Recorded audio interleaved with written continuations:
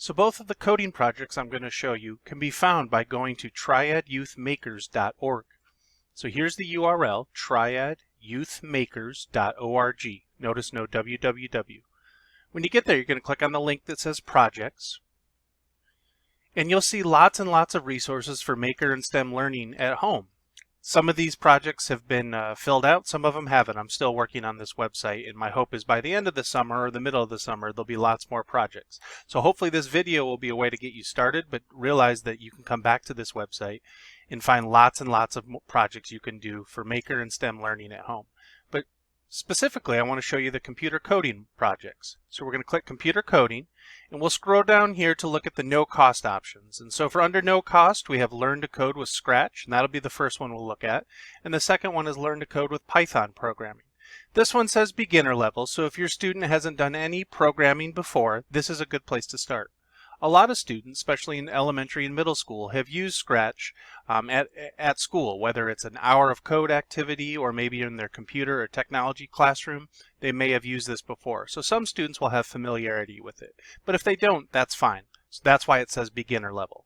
So we'll click that, and here you'll find a series of projects starting from Rock Band, going to Lost in Space, Ghostbusters, Chatbot, Paintbox, and all the way down to Boat Race. So generally I tell people to start here at the beginning because the projects get progressively more difficult as you work down the screen.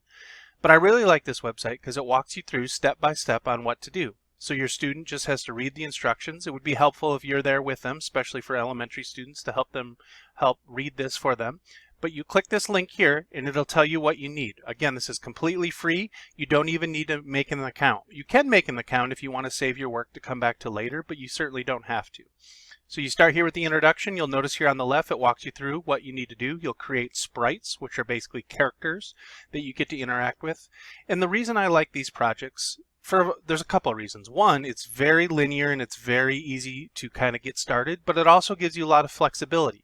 So for instance, in this project here, you'll be making a rock band, and you can customize how you want it to look. If you don't like this character or this background or these instruments, there are lots of sprites that are included that you can use that will easily be replaced, or you can even get pictures from the internet if that's something you allow your student to do to add into their project, or they can even draw their own digitally and put them in their projects.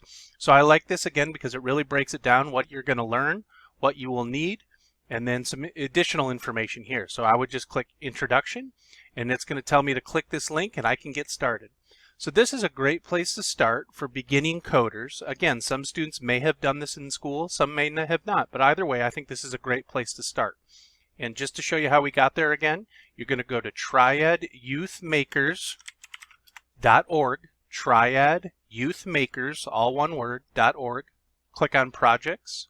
Go here to computer coding, and I just showed you the beginner level, learn to code with Scratch programming. Have fun.